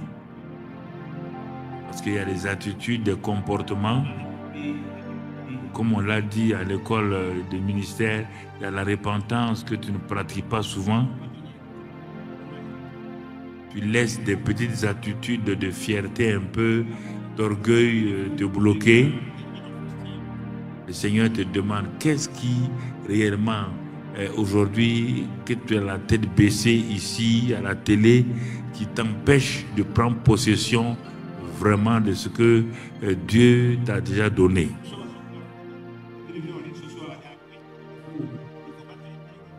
Parce que Dieu a mis à ta disposition le territoire comme il a mis Canaan à la disposition de Josué. Comment ça dit, Seigneur, c'est vrai? Il y a des moments où j'ai été comme ça a bloqué. Il y a des moments où ma foi a été bloquée par tel doute ou bien par telle attitude. Seigneur, je n'ai pas voulu reconnaître humblement que je ne suis pas à cette dimension. J'ai fait croire comme si j'avais une foi ferme, alors que je n'ai pas de foi ferme. Seigneur, pardonne-moi. Parce que Abraham a reconnu, Sarah a reconnu, mais parfois moi je ne reconnais pas. Donc parle à Dieu, murmure à Dieu. Ce qui jusqu'à présent t'a bloqué, dis-lui que tu prends la décision maintenant même, Seigneur, de quitter cette attitude-là, cette manière de parler-là, et d'entrer dans la parole de vérité, d'entrer dans la parole de grâce, d'entrer dans la parole d'amour, afin d'aller de l'avant et de glorifier le nom du Seigneur. Parle, jeune homme, parle, jeune fille. Parle à Dieu, il ne faut pas te taire. Tant que tu ne lui parles pas, il ne peut pas, il ne t'entend pas. Il va t'entendre. Donc, continue à lui parler. Et je vais prier pour terminer, pour que tu puisses garder ces choses-là, et tu vas voir que ton champ de foi va au fur et à mesure s'ouvrir. Donc, continue à parler, parce que cette petite prière-là, elle est valable. Hein? Non, ce n'est pas en criant qu'on est tout le temps exaucé. Des petites prières comme ça, c'est ton cœur qui parle. Comme c'est avec Dieu, parle-lui. Parle-lui. Continue à lui parler. Merci Père. Écoute tes enfants. Ils ont réalisé que parfois leur attitude les empêchait d'avancer. Mais ce matin, ils ont décidé de te parler afin qu'ils aillent de l'avant. Écoute-les, exauce-les, Père, dans ta grâce, dans ton amour. Bénis-les, afin que ta grâce continue de couler abondamment dans leur vie. Et que tu continues à leur ouvrir les portes. Au nom de Christ Jésus. Au nom de Christ Jésus. Au nom de Christ Jésus. Amen. Amen. Amen. Gloire à Dieu.